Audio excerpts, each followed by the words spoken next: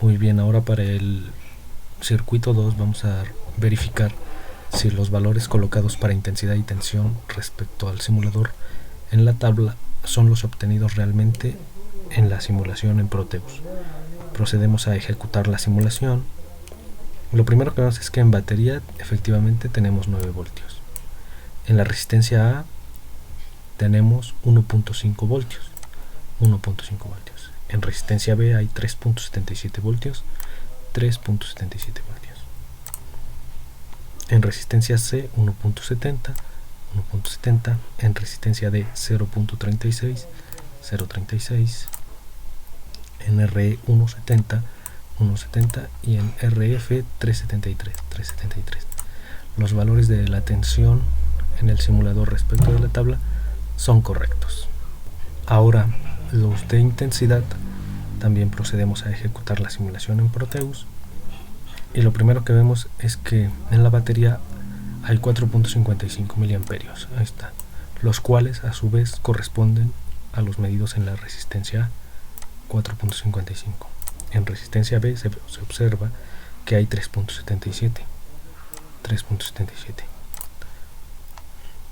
Para RC también 3.77. Para RD 0.77. Y para RE de igual manera 0.77. Por último, RF 4.55 miliamperios. Con esto comprobamos que los valores colocados en la tabla respecto a la simulación son efectivamente los obtenidos en Proteus. Ahora procedemos a verificar si los datos colocados en el apartado teoría de intensidad y tensión son efectivamente los obtenidos mediante los cálculos. Lo primero que se debe de hacer es calcular una resistencia total. Para ello primero se calcula la resistencia RC más RD más RE, lo que nos da una resistencia resultante RCDE de 4870 ohms, la cual está en paralelo con RB y de igual manera debe de sumarse, dándonos una resistencia equivalente BCDE de un valor 829.64 ohms que está en serie con A y con F.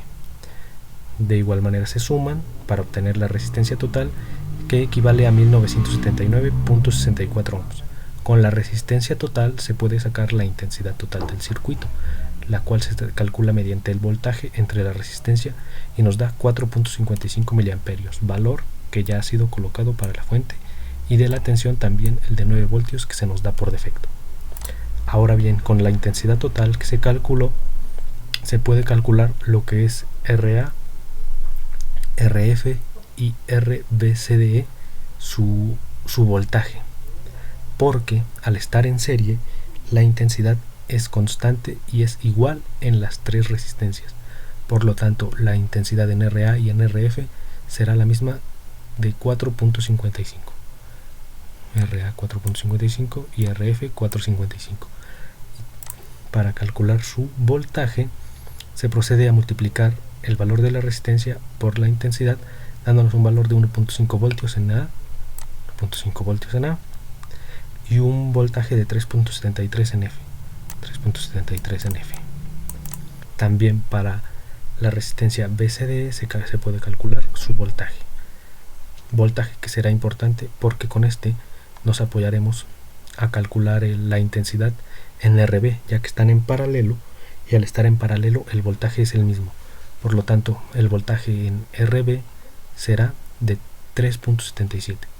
Voltaje en RB 3.77, y con él sacamos su intensidad, que es voltaje entre resistencia de 3.77 miliamperios. También aquí está. Con este podemos sacar también la intensidad de CDE, dividiendo el voltaje entre la resistencia, y obtenemos un valor de 0.77 miliamperios. Este valor es el que será utilizado para la resistencia C, resistencia D y resistencia E. Por lo tanto, estas tres resistencias tendrán la misma intensidad de 0.77, como se colocó ya en la tabla. Ahora lo que faltaría sería calcular el voltaje en C, en D y en E. Para calcular el voltaje en C, en D y en E, lo que se debe de hacer es multiplicar su resistencia por la intensidad. En el caso de resistencia C, 1.69 volts, para la resistencia D 0.36 y para la resistencia E 1.69.